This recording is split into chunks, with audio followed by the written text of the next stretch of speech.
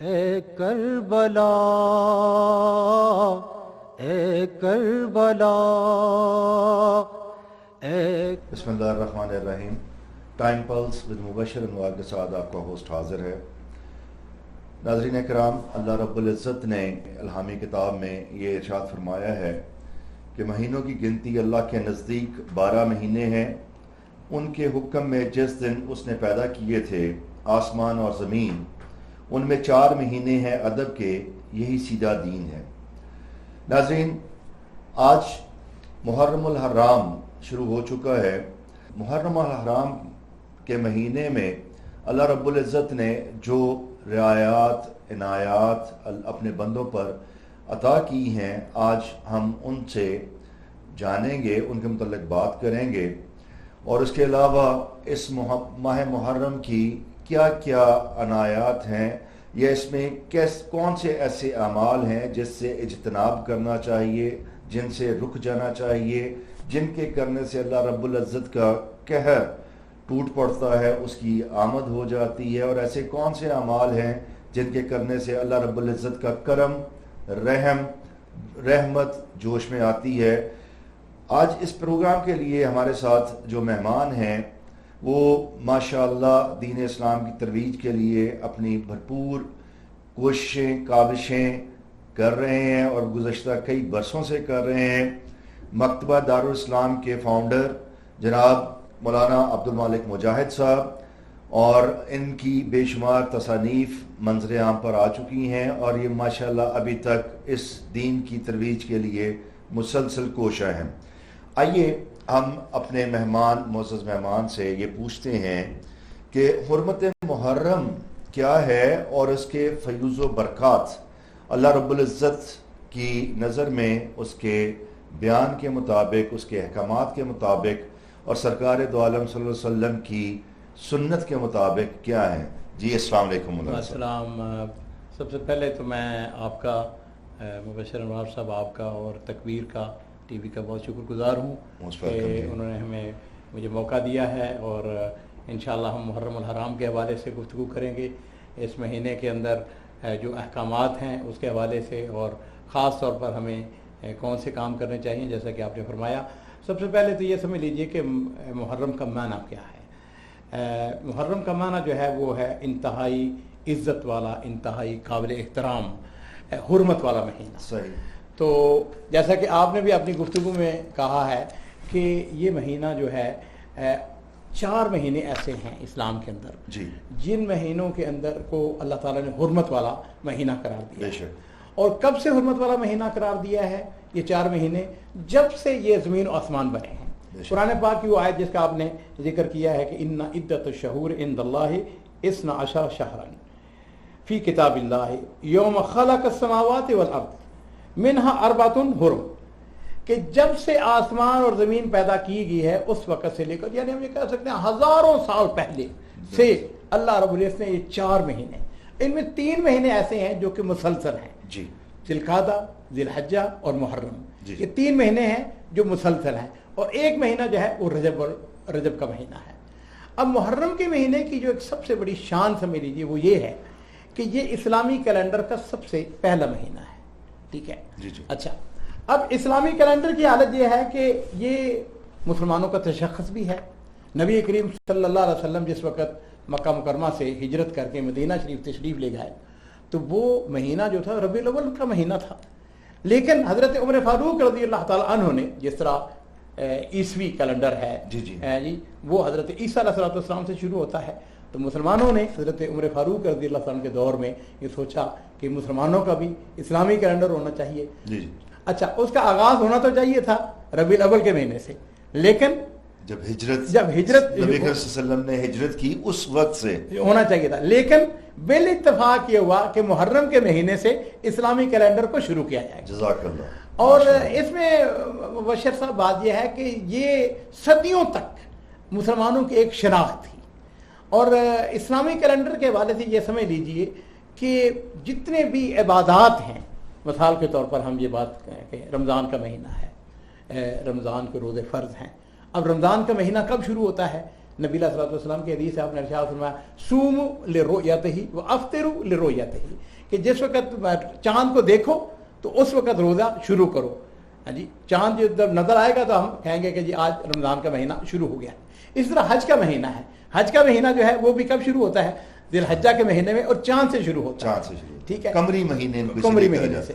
اسی طریقے سے ایک اور بات جو ہے وہ یہ ہے کہ مثلا عورت ہے, اس کا خدا نخواستہ خاوند فوت ہو گیا ہے, بیوہ ہو گئی ہے, اب وہ اس نے جو عدت گزارنی ہے وہ قمری مہینوں کے حساب سے. ہاں جی, پھر ایک اور چیز اس میں سمجھ لیجیے, خدا نخواستہ اس کو طلاق ہو گئی ہے, ہاں جی, یا خلا کا مسئلہ ہے. یہ چیزیں اس میں بھی وہ جو مدت ہے وہ قمری مہینوں کے مطابق سے. گویا ہم یہ کہہ سکتے ہیں کہ اسلام کے اندر یہ جو قمری مہینے ہیں یا یہ جو اسلامی کیلنڈر ہے اس کی اہمیت بہت زیادہ ہے. اہمیت یا بنیادی طور پر اسلامی کیلنڈر کی بنیاد ہی قمری سلسلے سے. بالکل قمری سلسلے. اچھا, اس میں ایک اور چیز ہے وہ یہ ہے کہ یہ 4 مہینے جو ہے یہ محرم, ان کو کیوں کہا گیا کہ یہ حرم یعنی حرمت والے مہینے کیوں ہیں؟ اس کا سبب اصل میں یہ تھا کہ زمانہ جاہلیت سے, بلکہ ہم یہ کہہ سکتے ہیں حضرت آدم علیہ السلام سے لے کر یہ سلسلہ چل رہا تھا, ان 4 مہینوں کے اندر عرب لڑائی نہیں کرتے تھے. صحیح. اور ان کے قافلے جس وقت ایک جگہ سے دوسری جگہ جاتے تھے بالکل پرامن طریقے سے جاتے تھے. صحیح. لہٰذا اس مہینے کے بارے میں حضرت عائشہ صدیقہ رضی اللہ تعالیٰ عنہ کی حدیث بھی ہے, وہ کہتی ہیں کہ یہ مہینہ وہ مہینہ تھا جس مہینے میں عرب روزہ رکھتے تھے. صحیح. یعنی زمانہ جاہلیت کے اندر بھی عاشورے کا روزہ رکھا جاتا تھا. اسی طریقے سے اس محرم کے مہینے کے اندر بیت اللہ شریف کا غلاف اس کو تبدیل کیا جاتا تھا اور غلاف اس کو نیا چڑھایا جاتا تھا. صحیح. یہ بھی محرم الحرام کے مہینے میں. یہ تو بدقسمتی یہ ہوئی کہ نہر سویز جو ہے وہ 1864 کی بات ہے, جس وقت نہر سویز انہوں نے مسلمانوں نے یعنی مصریوں نے اس کو کیا کہنا چاہیے, اس کی کھدائی کرنی تھی تو اس کے فنڈز کی ضرورت تھی. تو انہوں نے یورپ کی طرف دیکھا تو یورپ والوں سے کہا کہ جی ہمیں فنڈز دیں. انہوں نے کہا جب آپ کو فنڈز دیتے ہیں لیکن اس شرط پہ دیں گے کہ آپ اسلامی کیلنڈر کی بجائے جو بالکل جو عیسوی کیلنڈر ہے اس کو آپ اختیار کریں گے. اسی طریقے سے ہمیں تاریخ یہ بھی بتاتے ہیں کہ عثمانی دور خلافت کے اندر بھی ایسا ہوا کہ ان کو اپنی فوج کو کچھ اسلحے کی ضرورت تھی, ان کو ٹریننگ کی ضرورت تھی, اس کے لیے فنڈز کی ضرورت تھی. انہوں نے یورپ کی طرف دیکھا تو یورپ نے کہا جی ہم آپ کی بات کو مانتے ہیں لیکن اس کے لیے یہ ہے کہ آپ یہ اسلامی کیلنڈر کو ختم کریں اور جو ہمارا عیسوی کیلنڈر ہے اس کو آپ جاری کریں. لیکن اس میں صرف میں عرض کر کے بات کو ہم آگے بڑھائیں گے, وہ یہ ہے کہ محرم کا مہینہ جو ہے یہ حرمت والا مہینہ ہے. اس مہینے کی اسلام کے اندر بہت زیادہ اہمیت ہے. یہ اسلامی کیلنڈر کا پہلا مہینہ ہے. اور اس مہینے کی ایک اور خاص بات جو یہ ہے کہ نبی کریم صلی اللہ علیہ وسلم جس وقت مدینہ شریف آتے ہیں تو آپ نے دیکھا کہ یہودی 10 محرم کا روزہ رکھتے ہیں. صحیح. آپ نے پوچھا کہ آپ یہ یہودی اس دن کا روزہ کیوں رکھتے ہیں؟ تو نبی کریم صلی اللہ علیہ وسلم سے آپ کو بتایا گیا کہ یا رسول اللہ اس دن حضرت موسیٰ علیہ السلام کو فرعون سے نجات ملی تھی.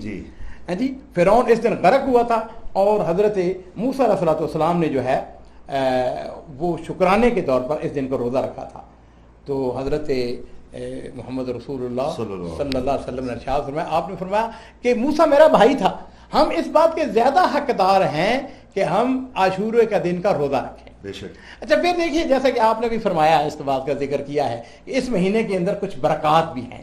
یہ مہینہ ہمارے لیے مسلمانوں کے لیے بہت ساری خیر و برکات لے کے آتا ہے. اور اس میں برکت کیا ہے کہ نبی علیہ السلام سے پوچھا گیا, اچھا یار پہلی بات یہ ہے کہ جس وقت آپ ہجرت کر کے گئے تو آپ نے یہ روزہ جو تھا یہ مسلمانوں کے اوپر فرض تھا. جی ٹھیک ہے, اس وقت تک ابھی رمضان کے روزے فرض نہیں ہوئے تھے. اچھا رمضان کے روزے فرض ہونے سے پہلے کہا گیا جی عاشورے کا روزہ آپ نے رکھنا ہے. حتیٰ کہ حدیث کے اندر آتا ہے کہ چھوٹے چھوٹے بچے ان کو بھی روزہ رکھوایا جاتا تھا عاشورے کے دن کا. اور اگر چھوٹے بچے وہ دودھ مانگتے تھے ہاں جی کھانے کے یعنی جس وقت عصر کے بعد ان کو بھوک لگتی تھی تو مائیں ان کے لیے روئی کے چھوٹے چھوٹے کیا کہنے ہیں ٹوائز بنا کے ان کو کھلونے بنا کے دیتی تھی تاکہ وہ مغرب تک انتظار کریں. اچھا جس وقت رمضان کے روزے فرض ہو گئے تو پھر نبی کریم صلی اللہ علیہ وسلم نے امت کے اوپر مہربانی تھی کہ آپ نے آپشن دے دیا کہ جو شخص اس دن کا روزہ رکھنا چاہے وہ روزہ رکھ لے. اور اس کے پھر ثواب کیا ہے حدیث کے اندر آتا ہے اور صحیح حدیث ہے. آپ نے ارشاد فرمایا کہ جو شخص عاشورے کے دن کا روزہ رکھتا ہے فرمایا کہ میں اللہ تعالیٰ سے امید رکھتا ہوں کہ پچھلا سال اس سال کے جو صغیرہ گناہ ہے، چھوٹے گناہ ہیں، وہ اللہ تعالیٰ ایک دن کو روزے کے بدلے معاف کر دیں گے. تو لہذا ہم یہ بات کہیں گے کہ عاشورے کے دن کا روزہ جو ہے یہ ضرور رکھنا چاہیے اور اس میں قطعاً کوتاہی نہیں کرنی چاہیے. بہت شکریہ. اس کا مطلب یہ ہوا کہ ماہ محرم یا رجب یا ذوالقعدہ یا ذوالحجہ یہ ایام جاہلیت میں بھی ان کی حرمت قائم تھی. اللہ رب العزت کی طرف سے یہ مہینے ایسے تھے جن میں ان کی حرمت اپنی مخلوق پر اللہ رب العزت نے واضح کر رکھی تھی، اور اسی حرمت کو اللہ رب العزت نے نبی اکرم صلی اللہ علیہ وسلم کی امت پر بھی اس کو واجب قرار دے دیا. اب اسی ماہ مقدس میں، ماہ حرام میں، ایک ایسا واقعہ روح پذیر ہوتا ہے جو مسلمانوں کے لیے انتہائی عجیب اور ایک درس لیے ہوئے ہے، ایک فلسفہ لیے ہوئے ہے. میں اور ناظرین یہ جاننا چاہیں گے کہ وہ جو شہادت نواسہ رسول صلی اللہ علیہ وسلم حضرت امام حسین رضی اللہ تعالیٰ عنہ اس ماہ حرام میں جو ان کی شہادت ہوئی ہے، اس کے پیچھے وہ کون سا فلسفہ ہے جس پر بروئے کار آتے ہوئے نواسہ رسول نے اپنی جان جو تھی وہ جان اللہ کے حضور پیش کر دی. بہت شکریہ مبشر انوار صاحب. میں یہ سمجھتا ہوں کہ ہمیں بالکل حضرت حسین رضی اللہ تعالیٰ عنہ جو کہ نبی کریم صلی اللہ علیہ وسلم کے نواسہ تھے اور آپ کو بڑے محبوب تھے، بڑے پیارے تھے، ان کے حوالے سے ہم گفتگو کریں. یہ شہادت جو ہے اس کے بارے میں ایک آیت جو ہے میں اس کا حوالہ دینا چاہوں گا کہ اللہ تعالیٰ فرماتے ہیں وَلَا تَحْسَبَنَّ الَّذِينَ قُتِلُوا فِي سَبِيلِ اللَّهِ أَمْوَاتًا بَلْ أَحْيَاءٌ عِندَ رَبِّهِمْ يُرْزَقُونَ، کہ آپ جو شہداء ہیں ان کو یہ نہ سمجھے کہ وہ فوت ہو چکے ہیں، بلکہ اللہ کے ہاں وہ کیا ہے، زندہ ہیں، اور اللہ رب العزت جو ہے ان کو رزق دے رہا. ٹھیک ہے. اچھا، ہم جس وقت حضرت حسین رضی اللہ تعالیٰ عنہ کی بات کرتے ہیں تو اس بات سب سے پہلے یہ سمجھے کہ وہ شخصیت کون تھی. اتنی عظیم شخصیت ذرا غور کریں ان کے نسب نامے کے اوپر غور. سبحان اللہ. کہ اس دنیا کے اندر، اس کائنات کے اندر میں یہ بالکل علی وجہ البصیرت کہہ سکتا ہوں کہ کوئی شخصیت ایسی نہیں ہے جو ان کا مقابلہ کر سکے. مثلا آپ دیکھیں کہ ان کے والد کون تھے. حضرت حسین کے والد حضرت علی ابن ابی طالب رضی اللہ تعالی عنہ. یعنی بالاتفاق اہل سنت والجماعت کا عقیدہ ہے کہ بچوں میں سب سے پہلے جس شخصیت اسلام قبول کیا وہ حضرت علی رضی اللہ تعالی. اچھا، دادا کون تھے؟ دادا سردار ابو طالب، جنہوں نے نبی کریم صلی اللہ علیہ وسلم کے ساتھ نصرت، آپ کی مدد کی، ہر معاملے میں آپ کے ساتھ کھڑے ہوئے. پردادے کو دیکھیں، سردار عبد المطلب. سردار عبد المطلب بالاتفاق جو قریش کے سب سے بڑی شخصیت اور نبی کریم صلی اللہ علیہ وسلم کے دادا. اچھا، پھر یہ دیکھیں، اب جب ہم نانا کی بات کریں گے تو کائنات کے امام حضرت محمد رسول اللہ صلی اللہ علیہ وسلم، کائنات کے اندر ان سے اعلیٰ، ان سے افضل، ان سے بہتر کوئی بھی نہیں. شخصیت کوئی نہیں ہے، کوئی نہیں بڑھ کر کوئی کامل شخصیت کا. تھوڑا سا ہم آگے بڑھتے ہیں. جی، آپ دیکھیں آپ کی نانی کون، والدہ کون تھی؟ والدہ وہ ہیں جو فاطمہ الزہرا ہیں نبی کریم صلی اللہ علیہ وسلم کو، اور آپ نے حضرت فاطمہ کو خطاب کہہ دیا. آپ نے فرمایا کہ سیدہ فاطمہ جو ہیں وہ خاتون جنت ہیں اور جنت کی عورتوں کی وہ سردار ہیں. اچھا، ایک اور چیز اس میں ہم اضافہ کرنا چاہیں گے کہ دیکھیے آپ کی نانی کون تھی. آپ کی نانی جو ہیں وہ سیدہ خدیجہ رضی اللہ تعالی عنہا. یعنی آپ دیکھیں خالائیں کون تھیں. حضرت حسین کی خالائیں جو ہیں وہ حضرت زینب تھیں، حضرت رقیہ تھیں، حضرت ام کلثوم تھیں. تو یہ پورا گھرانہ، اس گھرانے کے ایک ایک فرد کے اوپر اگر بات کی جائے تو ہم یہ کہہ سکتے ہیں. اور اسی لیے نبی کریم صلی اللہ علیہ وسلم نے حضرت حسن اور حضرت حسین رضوان اللہ علیہم اجمعین دونوں کے بارے میں آپ نے کیا فرمایا؟ فرمایا کہ سیدہ شباب اہل الجنہ، جنت کے نوجوانوں کے وہ سردار ہیں. اچھا، جس وقت نبی کریم، اور پھر ہم یہ دیکھتے ہیں کہ نبی کریم صلی اللہ علیہ وسلم کو اپنے نواسوں کے ساتھ عجیب محبت ہے. بے شک. میں اس بارے میں ایک واقعے کا ذکر کرنا چاہوں گا. جی کہ یہ دونوں شخصیات حضرت حسن اور حضرت حسین، یہ دونوں وہ جو تھے کہ جن کے بارے میں نبی کریم صلی اللہ علیہ وسلم نے ارشاد فرمایا کہ یہ میرے پھول ہیں جی، اور آپ ان کو گلے سے لگاتے، آپ ان کو چومتے. حضرت ابو ہریرہ رضی اللہ تعالیٰ عنہ وہ ایک واقعہ بیان کرتے ہیں. وہ کہتے ہیں کہ ایک دفعہ تقریباً دن کے 10 بجے کا وقت تھا, تو کہتے ہیں کہ نبی کریم صلی اللہ علیہ وسلم نے میرا ہاتھ پکڑا اور کہنے لگے کہ ابو ہریرہ میرے ساتھ چلو. کہتے ہیں کہ میں ان کے ساتھ چلا. آپ کا رخ جو تھا وہ بنو قینقاع کا بازار تھا. یہ جو جنت البقیع ہے اس کی پچھلی طرف بنو قینقاع کا بازار تھا, اور سیدہ فاطمہ رضی اللہ تعالیٰ عنہ جو ہیں اس زمانے میں وہاں پہ ان کا گھر تھا. ماشاءاللہ. اچھا, اب حضرت ابو ہریرہ کہتے ہیں کہ نبی کریم صلی اللہ علیہ وسلم میرے ہاتھ کے اوپر آپ نے تھوڑا سا وزن ڈالا ہوا ہے اور آپ اس طرف جا رہے ہیں. جس طرف وقت آپ حضرت فاطمہ رضی اللہ تعالیٰ عنہ کے گھر میں پہنچتے ہیں تو نبی کریم صلی اللہ علیہ وسلم نے جا کے سین کے اندر آپ بیٹھ گئے اور آپ نے فرمایا این اللکا, این اللکا. تیسری دفعہ پھر فرمایا این اللکا. اس کا معنی جو ہے وہ ہمارے استاد محترم ڈاکٹر فضل علیہ صاحب کیا کرتے تھے, چھوٹو کدھر ہے, چھوٹو کدھر ہے.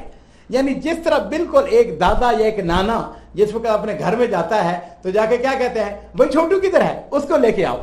بالکل. وہ کہتے ہیں کہ ادھر حضرت فاطمہ رضی اللہ تعالی عنہ ان کو پتہ چل گیا کہ میرے والد محترم تشریف لائے ہیں اور وہ حسن کو بلا رہے ہیں. انہوں نے فوری طور پر بچے کو نہلانا شروع کر دیا, ان کو کپڑے پہنانے شروع کر دیے. تو حضرت ابو ہریرہ کہتے ہیں کہ تھوڑی دیر نبی کریم صلی اللہ علیہ وسلم نے انتظار کیا, فرمایا چلو واپس چلتے ہیں. چنانچہ آپ نے میرا ساتھ لیا, واپس ہم مسجد نبوی میں آئے. تو جس وقت آپ آ کے بیٹھے مسجد نبوی میں تو پھر آپ نے یہی فرمایا کہ این اللکا, این اللکا, چھوٹو کدھر ہے.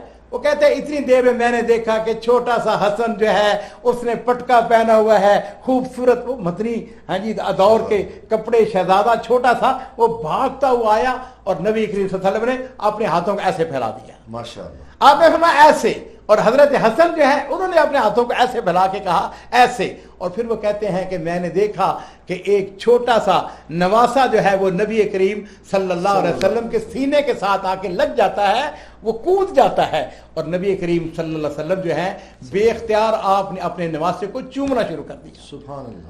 اور پھر نبی کریم صلی اللہ علیہ وسلم نے ایک دعا فرمائی. آپ نے فرمایا اللہم انی احبہ, اے اللہ میں اس کے ساتھ محبت کرتا ہوں, میں اس کے ساتھ, فاحبہ, اے اللہ تو بھی اس کے ساتھ محبت کر. سبحان اللہ. اور پھر آپ نے ایک اور لفظ ارشاد فرمایا وَأَحِبَّ مَن يُحِبُّهُ, اے اللہ جو اس کے ساتھ محبت کرے تو بھی اس کے ساتھ محبت کر. سبحان اللہ. اور میرے محترم ناظرین یہاں پہ یہ سمجھ لیجئے کہ یہ صرف حضرت حسن کی بات نہیں ہے. نبی کریم صلی اللہ علیہ وسلم نے یہی الفاظ جو ہیں وہ حضرت حسین کے بارے میں بھی یہی ارشاد فرمایا, اے اللہ میں حسین سے محبت کرتا ہوں تو بھی اس کے ساتھ محبت کر. چنانچہ حضرت ابو ہریرہ رضی اللہ عنہ کہتے ہیں کہ ما رأیت حسنا قط الا فالت عینایا دموعا.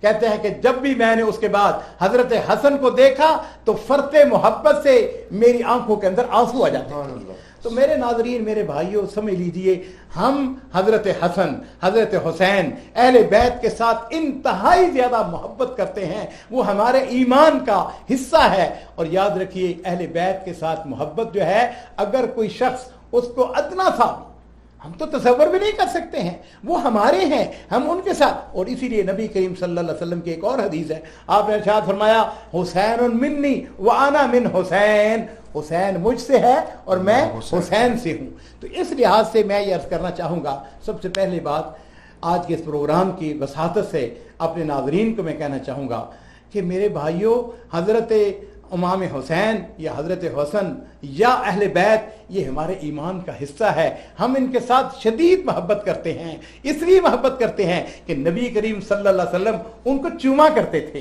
اور پھر ہم نے تاریخ کے اندر بے شمار ایسے واقعات, وہ وقت ہے ہمارا اجازت نہیں دیتا ہے. جہاں تک فلسفہ کی بات ہے, فلسفہ شہادت, وہ سمجھ لیجئے مختصر بات, اور وہ یہ ہے کہ حضرت حسین رضی اللہ تعالیٰ عنہ پہلی بات جو ہے کہ وہ دنیا کے مظلوم ترین شہیدوں میں سے ہیں.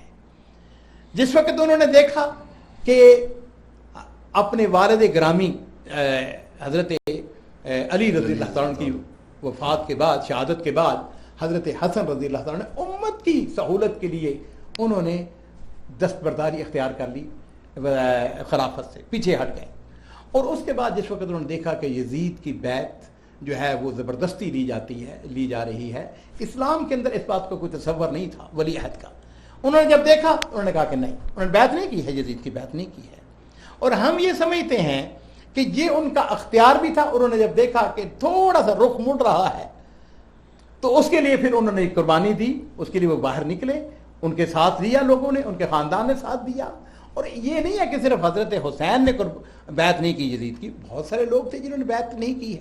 مراد یہ ہے کہ نبی صلی اللہ علیہ وسلم نے جس دین کی ترویج کی تھی, حضرت حسین رضی اللہ تعالیٰ عنہ نے اس دین کی کامیابی کے لیے, سربلندی کے لیے سر کٹانا تو گوارا کر لیا, سر جھکانا قبول نہیں کیا. بالکل ہم یہ کہہ سکتے ہیں کہ شہادت حسین سے جو ہمیں سبق ملتا ہے وہ یہ ہے کہ وہ ہمیں آزادی فکر دیتی ہے. صحیح. منہاج خلافت علی منہاج النبوہ اور بیعت کی حرمت اور آزادی رائے کی تعلیم, یہ وہ ساری چیزیں تھیں جس کے لیے انہوں نے قربانی دی. اور بہرحال اس میں کوئی شبہ نہیں ہے کہ حضرت حسین جو ہیں ان کا مقام, ان کا مرتبہ جو ہے بہت ہی اعلیٰ درجے کا ہے. وہ تو جنت میں نوجوانوں کے سردار ہیں. اس سے بڑا مرتبہ جو نبی صلی اللہ علیہ وسلم نے اپنی حیات طیبہ میں ان دو نوجوانوں کے لیے کہہ دیا, اس کے بعد تو میرا نہیں خیال کہ ہم ان کو کسی دنیاوی مرتبے سے ان کی کوئی موازنہ کیا جا سکے. اور مبشر انوار صاحب, میں یہاں پہ اس بات کو پوری سنجیدگی کے ساتھ عرض کرنا چاہوں گا کہ یہ وہ گھرانہ ہے جس سے ہم نے دین حاصل کیا ہے. بے شک. یہ جتنی ہمیں جو عزت ملی ہے وہ کیسے ملی ہے. حضرت عمر فاروق رضی اللہ تعالیٰ عنہ کا بڑا خوبصورت ایک واقعہ ہے. ایک دفعہ انہوں نے حضرت حسین سے کہا, حسین تم مجھ سے ملنے کے لیے کیوں نہیں آتے, کبھی کبھار میرے پاس آیا کرو, ملاقات کیا کرو. چنانچہ ایک دفعہ حضرت حسین ملنے کے لیے آئے. اب اس وقت حضرت عمر فاروق رضی اللہ تعالیٰ عنہ امیر معاویہ کے ساتھ گفتگو میں مشغول تھے. حضرت حسین نے دیکھا کہ ان کے اپنے بیٹے عبداللہ بن عمر باہر دروازے پہ انتظار کر رہے ہیں, اس بات کا انتظار کر رہے ہیں کہ مجھے کب والد صاحب اندر بلائیں. تو باہر کھڑے ہوئے تھے, انتظار کر رہے تھے.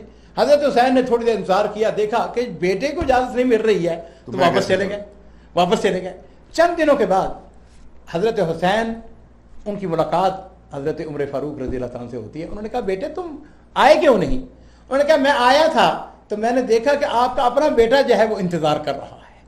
بڑا زبردست کلمات ہیں, میں نے اپنی کتاب کے اندر اس واقعے کا ذکر بھی کیا ہے. تو انہوں نے کہا کہ حسین تم کیا بات کرتے ہو, یہ کہتے ہو کہ میرے بیٹے کے ساتھ مقابلہ کرتے ہو, میرا بیٹا جو ہے اس کی بات کیوں کرتے ہو. یہ جو ہمیں عزت ملی ہے, یہ جو ہمیں وقار ملا ہے, یہ سارے کے سارا ہمارے عزت الفاظ جو ہیں وہ یہ ہے کہ ہمارے سر پر عزت کا جو تاج ہے وہ اللہ کے فضل و کرم کے بعد تم اہل بیت کی وجہ. سبحان اللہ, سبحان اللہ, اس میں کوئی شک ہی نہیں ہے. اس اعتبار سے حضرت حسین رضی اللہ تعالیٰ عنہ جو ہیں وہ دنیا کے ہم یہ کہہ سکتے ہیں اس کائنات کی افضل ترین شخصیات میں سے ایک ہے. جزاک اللہ مولانا صاحب. ابھی تک جو ہم نے باتیں کی ہیں اس میں فلسفہ شہادت حسین رضی اللہ تعالیٰ عنہ آپ نے بہت بہترین طریقے سے عوام کے سامنے, ناظرین کے سامنے رکھا ہے. اور اگر آج کا وقت, اس وقت جو درپیش مسائل ہیں امت کو یا مسلمانوں کو, امت کا اس وقت میرے نزدیک مغرب نے یہ ایک شوشہ چھوڑ رکھا ہے کہ امت ایگزسٹ نہیں کرتی, جبکہ میری نظر میں امت کبھی بھی ختم نہیں ہوئی اور نہ ہو سکتی ہے. یہ جو جغرافی لحاظ سے جو شہریت کے پابند کیا گیا ہے, یہ امت محمدی اس کی محتاج نہیں ہے. یہ صرف وقت کی قیود ہیں جو وقت آنے پر انشاءاللہ ٹوٹ کر گر جائیں گی اور یہ امت پھر ایک محمد صلی اللہ علیہ وسلم کی امت بن کر ابھرے گی انشاءاللہ. بہرحال اس وقت جو مسلمانوں کو مسائل درپیش ہیں, کم و بیش ہم ان ہستیوں کی خاک پا کے برابر نہیں ہیں, لیکن چونکہ ہم نے انہی کے نقش قدم پہ چلنا ہے, وہیں سے ہمیں رہنمائی ملنی ہے, وہیں سے ہمیں جرت ملنی ہے, بہادری ملنی ہے, شجاعت ملنی ہے, دلیری ملنی ہے. تو آپ آج کے حالات میں جو درپیش ہیں مسلمانوں کو, آپ کی نظر میں مسلمانوں کا لائحہ عمل اب کیا ہونا چاہیے ان حالات سے نبرد آزما ہونے کے لیے؟ جناب مبشر انوار صاحب بہت شکریہ. اصل میں یہ سوال جو ہے یہ بہت ہی وسیع سوال ہے جی. ہر آدمی کے اپنے اپنے نقطہ نظر اختصار کے ساتھ جی, بس میں اس کو بالکل سم اب کروں گا. میرے نزدیک اس کے بہت سارے علاجات میں سے ایک عام علاج یہ ہے کہ امت مسلمہ کو جو پہلا سبق دیا گیا تھا، یعنی ہم یہ دیکھتے ہیں کہ قرآن پاک کی جو پہلی وحی نازل ہوئی نبی کریم صلی اللہ علیہ وسلم کے اوپر غار حرا کے اندر، اس کا پہلا لفظ کیا ہے؟ اقرا۔ پڑھو، اقرا باسم ربک الذی خلق، خلق الانسان من علق۔ ماشاءاللہ، سبحان اللہ۔ وہ یہ ہے بات کہ ہمیں کہا گیا کہ اقرا وربک الاکرم الذی علم بالقلم۔ سبحان اللہ۔ ہمیں تعلیم کو حاصل کرنا ہے، ہمیں ٹیکنالوجی کو حاصل کرنا ہے، ہمیں سوشل میڈیا کے اندر ہمیں اسلام کو دیکھیے، کفر کیا چاہتا ہے؟ یریدون لیطفئوا نور اللہ بافواہہم واللہ متم نورہ ولو کرہ الکافرون۔ نور خدا ہے کفر کی حرکت پہ خندہ دان، پھونکوں سے یہ چراغ بجھایا نہ جائے گا۔ تو میرے نزدیک اس کا علاج یہ ہے کہ ہمیں تعلیم کے اوپر زیادہ سے زیادہ فوکس کرنا چاہیے۔ جیسے جیسے تعلیم آتی جائے گی، یاد رکھیے کہ 2% لوگ ہوتے ہیں جو کہ قوموں کی رہنمائی کرتے ہیں، باقی 98% لوگ تو ان کے پیچھے چلتے ہیں کرنے والے ہیں۔ ہمیں وہ 2% لوگ جو ہیں وہ تلاش کرنے ہیں، ان کو تیار کرنا ہے، ان کو تعلیم دینی ہے، وہ چاہے ٹیکنالوجی کی تعلیم ہو، چاہے وہ انجینئرنگ کی تعلیم ہو، ہر شعبے کے اندر جو ہے وہ آگے چلنا ہے۔ ہمیں ہر شعبہ تعلیم میں آگے جانا ہے، دین میں، دنیا میں، نصاب میں، غیر نصاب میں، اور اس کے علاوہ جو جدید علوم ہیں ان سب میں ہمیں آگے جانا ہے اگر ہم نے اس دنیا کا مقابلہ کرنا ہے۔ اس میں مبشر صاحب یہ بات سمجھ لیجیے کہ جو مسلمان قوم ہے الحمدللہ اس کے اندر بڑا ٹیلنٹ ہے۔ میں اپنی پاکستانی قوم کی بات کروں گا کہ الحمدللہ اس کے اندر بڑے بڑے ذہین، بڑے بڑے قابل، بڑے بڑے سمجھدار لوگ موجود ہیں۔ ضرورت صرف یہ ہے کہ حکومتی سطح پر بھی اور عوامی سطح پر بھی ان کی پشت پناہی کی جائے، ان کی حوصلہ افزائی کی جائے، ان کو آگے بڑھایا جائے۔ انشاءاللہ اس قوم کے اندر بہت زیادہ پوٹینشیل موجود ہے، اور قطعاً ضرورت نہیں ہے کہ آدمی مایوسی کا شکار ہو، اور نہ ہی مایوسی تو ویسے ہی گناہ ہے، جی وہ ویسے ہی گناہ ہے، ویسے ہی گناہ ہے، ہم تو اس کو تسلیم ہی نہیں کرتے ہیں۔ بہت شکریہ مولانا عبدالمالک مجاہد صاحب، آپ نے ہمیں وقت دیا اور اس اہم ترین موضوع پر آپ نے ہمیں اس سے مستفید کیا اسلام کی تعلیمات کی روشنی میں۔ ناظرین، موضوع انتہائی وسیع ہے، لیکن چونکہ وقت کی کمی آڑے آ رہی ہے اس لیے ہم اس کو یہیں پر فی الوقت روکتے ہیں، اور اس امید کے ساتھ کہ ہم جب دوبارہ مولانا عبدالمالک مجاہد صاحب کو زحمت دیں گے تو اپنی گناہ مصروفیات سے ضرور وقت نکال کر ہمارے پاس آئیں گے اور ہمیں اس اپنے علم سے مستفید کریں گے، اور ناظرین کو بھی اس سے استفادہ کرنے کا موقع ملے گا۔ ناظرین، ہمارا آج کا جو پروگرام تھا اس میں حرمت محرم الحرام تھا، اس کے فیوز و برکات تھے، فلسفہ شہادت حسین تھا، اور جو عوام آج مسلمانوں کو جو مسائل درپیش ہیں ان سے متعلق کیا لائحہ عمل ہونا چاہیے۔ مولانا عبدالمالک مجاہد صاحب نے فرمایا کہ ہمیں ہر شعبہ زندگی میں اعلیٰ تعلیم حاصل کرنے کی اور ایڈوانس تعلیم حاصل کرنے کی ضرورت ہے، نصابی اور غیر نصابی۔ اس کے ساتھ ساتھ میں یہ سمجھتا ہوں کہ اگر ہم اپنے مخالفین پر نظر دوڑائیں تو یہ بات واضح ہوتی ہے کہ یہودیوں کے اندر جب ایک ماں یا ایک عورت پریگننسی سے گزر رہی ہوتی ہے تو اس وقت سے لے کر بچے کے اپنے پروفیشن اڈاپٹ کرنے تک وہ لوگ ان کی نہ صرف کانسلنگ کرتے ہیں بلکہ ان کو مناسب رہنمائی بھی فراہم کرتے ہیں۔ مسلمانوں کے اندر یہ فی الوقت موجود نہیں ہے، لیکن امید کی جا سکتی ہے کہ انتہائی کائیاں دشمنوں کے ساتھ مقابلہ کرنے کے لیے ہمیں یہ صلاحیتیں حاصل کرنی ہیں۔ اس کے ساتھ ہی آج اپنے ہوسٹ کو آج کے لیے اجازت دیجیے، انشاءاللہ اگلے